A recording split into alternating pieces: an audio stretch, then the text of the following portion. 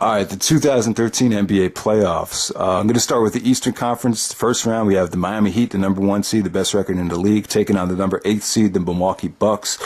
The Bucks are pretty much just lucky to get into the playoffs. They had a losing record, I believe. There was really nobody on the East fighting for that 8th seed, with the East being so weak this year. A lot of teams out West, like the Jazz, like the Dallas Mavericks, had winning records and are still not going to get into the playoffs. So, they're just lucky to be there. There's no pressure on them. They got the skills, they got the talent, but for some reason it just hasn't worked. There's a lot of friction there. Brandon Jennings, rumor is that he wants out of Milwaukee. It looks like they might sign Monte Ellis. Both guys are free agents in the summertime, so they're going to have to make a decision. So, bottom line is they have two really good guards, Jennings and Ellis. Both these guys could explode for 40 to 50 points. The combination just hasn't worked for whatever reason. But they do have some nice additions. They're a great shooting team. They just brought in J.J. Redick in a trade. That guy could shoot the lights out. They have a great defender down low in Larry Sanders. He's a great shot blocker, and he could pretty much alter a lot of shots, give Miami some problems down low. I know Miami has trouble with a lot of big men, but I just don't know. I just don't see this being much of a series. Some people have even said this might be the most lopsided series in a very, very long time, to the point where Miami might be able to rest a lot of their players. Now, I don't know if that's really a smart thing. I think, sometimes playing in close games really, really benefits you heading into the next round. I don't think you want it to be a situation where every game is a blowout and you could just rest in the fourth quarter. I think that might kind of throw Miami off their rhythm. But, Spoelstra seems like he's done a great job of micromanaging the big three's minutes. Each guy has had a fair amount of rest ever since the winning streak came to an end. And so I think Miami will pretty much, dominate this series. They're just, clicking on all cylinders right now. Obviously, they got the talent. But the great thing about Miami this season is I just feel like Spoelstra I think he might be coach of the year. I really think you should consider him for being coach of the year. And at the same time, I just feel like they have so many great role players. The addition to Ray Allen, even Birdman, they just have such a great system intact right now on top of the talent. So it's just it's like just a deadly combination. There's really, some people said, why even do an Eastern Conference playoff preview? Because it's pretty much a given Miami's going to win. But you just never know. A lot of it depends on health. Maybe if someone comes back and has more of a successful postseason than we expected, things could definitely change. So you just never know, especially with Boston last year, how they got healthy and they almost knocked Miami out. So you just don't know. All right, so the winner of the Miami series is going to be playing the winner of the number 4 seed, the Brooklyn Nets, and the number 5 seed, Chicago Bulls. So we have Brooklyn and Chicago at the 4 and 5 spot.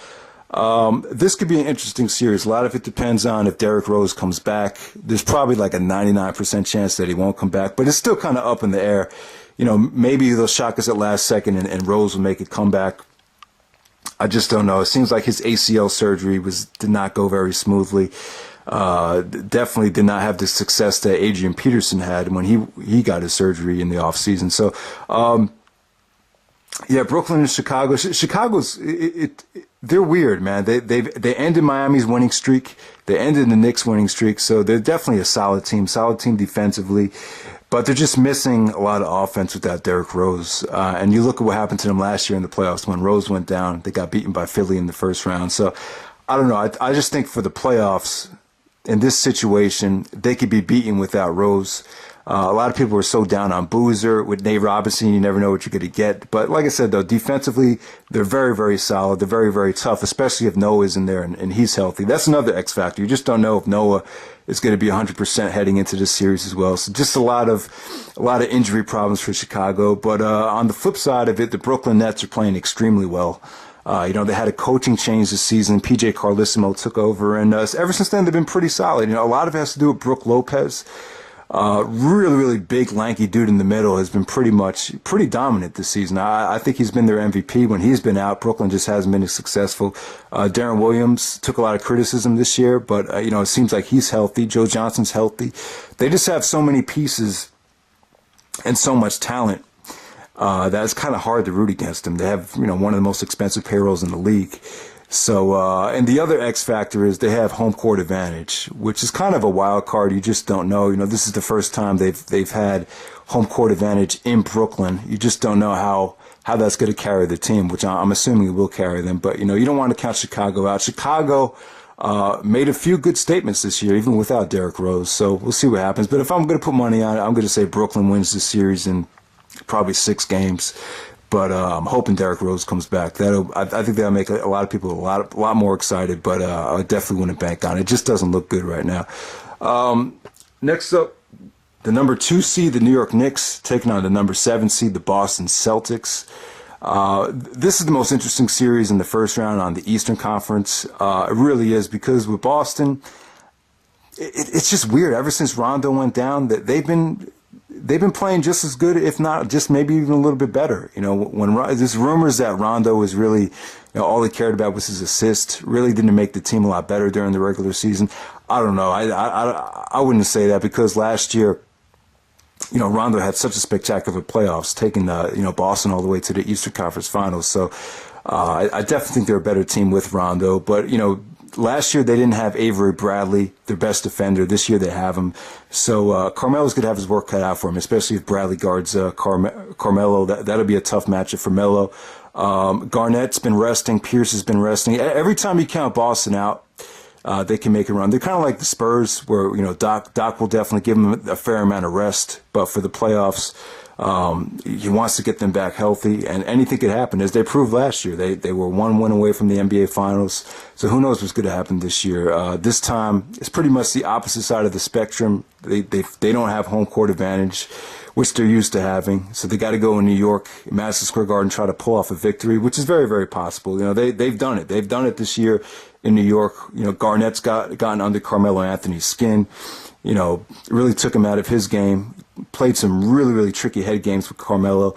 So, the Knicks are looking good right now, though. Without Stoudemire, they've been a better team. It's just been a better fit without Amari Stoudemire. But, part of the reason why the Knicks kind of fell off is because Felton and Jason Kidd got hurt, and they weren't the same during the middle of the season. So a lot of it has to do with that. But the Knicks have been playing some excellent basketball. Melo, since getting his knee drained, just looks like he's been the best player in the league, in my opinion, over the last month. He's definitely the best scorer. So, I still like the Knicks to take this game, but it's risky, though. It's not going to be easy. This is not going to be an easy series for the Knicks. The Knicks are going to have to play their ass off. This is going to be a war. This is definitely the most intriguing round in the first round of the playoffs. So I'm going to say the Knicks. I'm going to say the Knicks in about 7 games. I think this will go to full 7. All right, the next matchup, we have the number 3 seed, the Indiana Pacers, taking on the Atlanta Hawks. I'm going to go with Indiana here. This is kind of like your NBA TV series. The ratings are going to kind of be low for this. Atlanta is just not a fun team to watch. You just don't know which team is going to show up. But I'm going with Indiana. They lead the league in rebounding. They got Roy Hibbert, terrific big man. I like Hibbert's attitude. He's really matured over the year. He's really taken this serious now. Paul George, one of the most improved players, one of the best defenders in the league. I just think Indiana is super stacked, and hopefully they'll turn it on for the playoffs here to make things interesting. They have a pretty easy first round opponent. Atlanta's been pretty good this year, even without Joe Johnson. A lot of it has to do with Al Horford playing the whole year, being healthy this year. He's been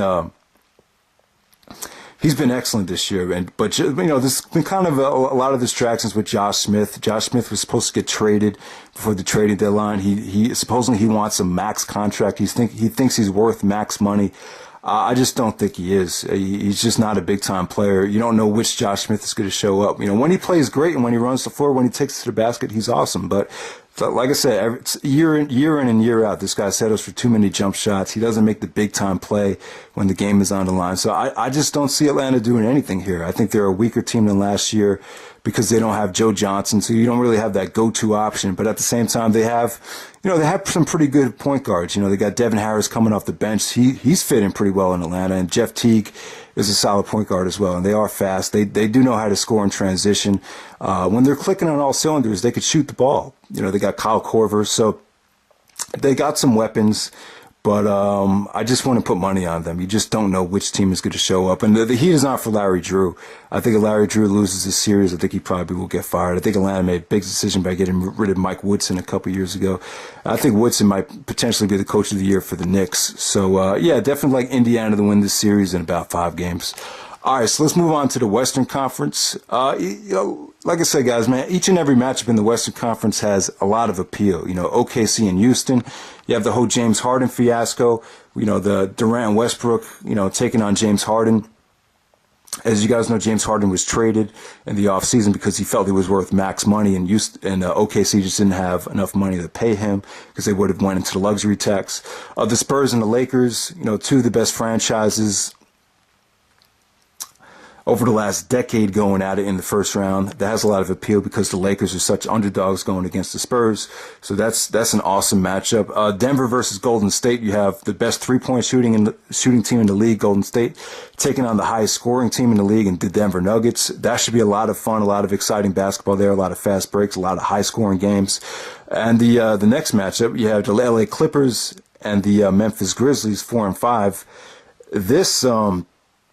This has a lot of appeal because it's a rematch from last year in the first round. As you guys might remember, the Clippers won that series in 7 games in Memphis to close it out. So, Memphis is going to look for their revenge, and they just had some classic games last year. So we'll see if Chris Paul and the Clippers can, make it, can prevail over Memphis. So that has a lot of intrigue there. So each and every matchup in the Western Conference has some sort of appeal to it. So let's start off with the Oklahoma City Thunder and the Houston Rockets. This should be an awesome series. It's a lot of it's about James Harden. We'll see if Harden, stays in check and doesn't try to, let his ego get too involved and try to, do too much in this series. I think if Jeremy Lin, he's kind of the X factor here. I think if he could be, if he could just go on a run, I'm not saying he should do the Linsanity thing over again. That's probably not going to happen. But if they could get a little bit more out of him and Chandler Parsons, if those two guys could, be a little bit more efficient in shooting the basketball, I think they definitely have a legit chance of winning this series. But I think James Harden is going to have to score a lot too. He's going to have to score in the 40s a couple games, and he could definitely do that. But Houston, they turn the ball over a lot. That's probably their biggest problem. So Westbrook will have a field day defensively. You probably see a lot of steals, a lot of turnovers, leading to fast breaks for OKC. They're going to have a really, really tough time guarding Durant. It'll be tough, but, I would love to see Houston pull out the upset with, James Harden going ballistic, but I just don't see it happening. But OKC is going to have their problems of their own. And like I said, guys, they're not the same team without James Harden. When they play the Spurs and when they play, some of the other teams, probably even Denver, I think they're really going to miss James Harden, as that one guy that could create in the fourth quarter. But, okay. But like I said, though, for as many people that bash OKC because of the Harden trade, they still have probably even a better record than they did last year. They're still the number 1 seed, so there's not really much you can complain about. But the problem is they just haven't looked very good against, some of the upper echelon teams. They've kind of gotten fat off of beating a lot of weaker teams. And, Kevin Martin's an X factor. I don't think he's that great to me. He's a great scorer, but this is like his first time in the playoffs in a very long time, or maybe his first time in the playoffs ever. So he's going to have a tough time. So we'll see how that. A lot of growing pains there for OKC with the bench players and the role players and the rotation too. And Scotty Brooks. I think the pressure is on for Scotty Brooks too. I think if he doesn't, get to the finals or at least get to the conference finals, he could be out of a job, and maybe Avery Johnson could take that situation over. So, all right, the winner of that series is going to play the Clippers, the number 4 seed, and the number 5 seed is Memphis. So the winner of that series plays the Clippers or Memphis in the second round. So, like I said, this is a rematch from that great series last year. I like the Clippers. I really do. I know they have their own share of problems, but I just think Chris Paul is going to play unbelievable in this series. Chris Paul is going to be a free agent in the summertime, so he's going to want to, show that he's worth, every single penny. Well, he's probably going to get a max contract, even if he sits out of the playoffs. But still, the pressure's on for Chris Paul. He's getting older. I think he wants to show that, he can win with this ball club. The Clippers have some problems of their own, because Blake Griffin and DeAndre Jordan, they need to take themselves a little bit more seriously. And it's going to be tough to keep all those egos in check with the Clippers. But, Memphis traded Rudy Gay. They've been actually a better team since getting rid of Rudy Gay. But I don't know. I just feel like something's missing from them. I don't know. If Zach Randolph if he's not healthy and if he's not dominant, if he's not playing well, I just don't like their chances. Marcus Gasol is an X factor. He's a lot tougher than Powell. But, offensively, you just don't know what you're going to get from him. Tayshaun, I like the addition of Tayshaun Prince. I think Tayshaun is better in this role than he is in Detroit, where he was the number one option. He's much better as like the fourth or fifth option. So, Memphis, I don't know. They're not a great scoring team. I think against the Clippers, you're going to have to score a lot. Defensively, they are very, very solid, though. But I definitely like Chris Paul and the Clippers to pull this out. It won't be easy. I think Jamal Crawford of the Clippers, he's going to down the stretch. He's going to have to make some big time shots for the Clippers to prevail. So we'll see what happens there. I'm going to say this might end up going 6 or 7 games, but I'm taking the Clippers because of Chris Paul's leadership ability. All right, next up we have the number 2 seed, the San Antonio Spurs, against number 7, the Los Angeles Lakers. All right, here's the deal with Steve Nash. Steve Nash has nerve damage, but he will play in the playoffs. That's what I'm hearing. The Lakers are playing great right now, even without Kobe. Kobe will not be playing, but this is a huge opportunity for Dwight and Nash with the pick and roll.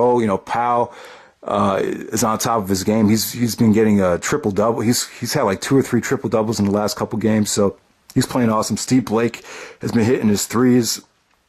So the Lakers are going to give them a run for their money. The Spurs are really, really banged up right now with Tony Parker. He just mentioned that he just had to get through the regular seasons. He's had a really tough time with that ankle. Ginobili's banged up. Duncan looks pretty healthy, but other than that, man, they're Steven Jackson's gone. Boris Diaw, he's out with some type of back surgery. So this team is very, very wounded. So the Lakers have a legit chance of winning a lot of these games. And, this is a better matchup for the Lakers because, San Antonio is not going to kill you in transition the way Oklahoma City is. But still, the Lakers are going to have to play really, really good help defense because the Spurs are the best passing team in the league. They lead the league in assists. So they have the best system. They probably have the best coach. So this is going to be a war. This is going to be a great first-round matchup. I am going to be rooting for the Lakers, even though they don't have Kobe. It does feel like something's missing.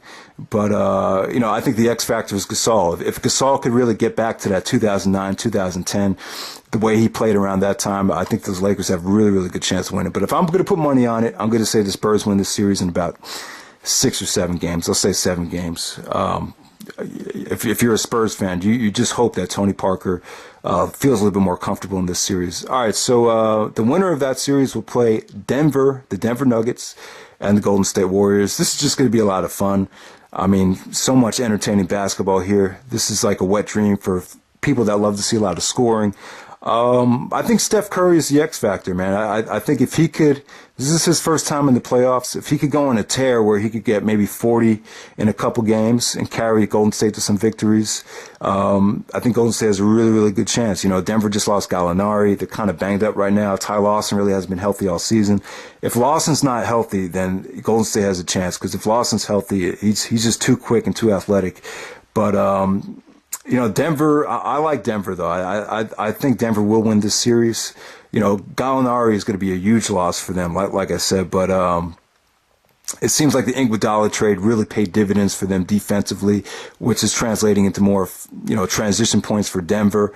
JaVale McGee is a totally different player now. I just like Denver a lot. It's just a shame that they're kind of wounded right now, but we'll see how wounded they actually are. I mean, they've still been able to, stack up the wins. They haven't lost a home game in I don't know how long, and they do have the home court advantage. For Golden State to win a game in Denver, it's going to be extremely difficult. So I'm going to say Denver in about 5 games, but I do like Golden State's chances if, Steph Curry gets hot and David Lee, if David Lee rebounds the ball extremely well, to prevent Denver from going on those fast breaks. Golden State does have a chance. I do like Golden State. I just think they have a really, really tough matchup here in Denver.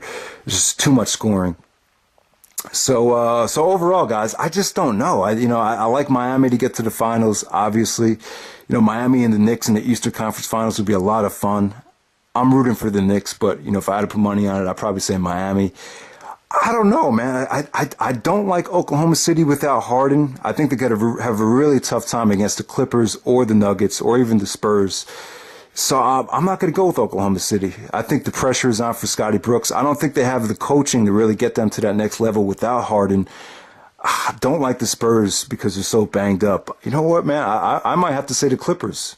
I know Denver has the home court advantage, but I think Chris Paul is going to carry the Clippers to the Western Conference Finals. That's what my gut feeling is telling me right now. So I'm going to say Miami and the Clippers in the finals. And I like Miami, obviously. So we'll see what happens. Hopefully this is an interesting NBA playoffs. I hope you guys enjoyed the video. Let me know who you think is going to make it to the finals, and take it easy.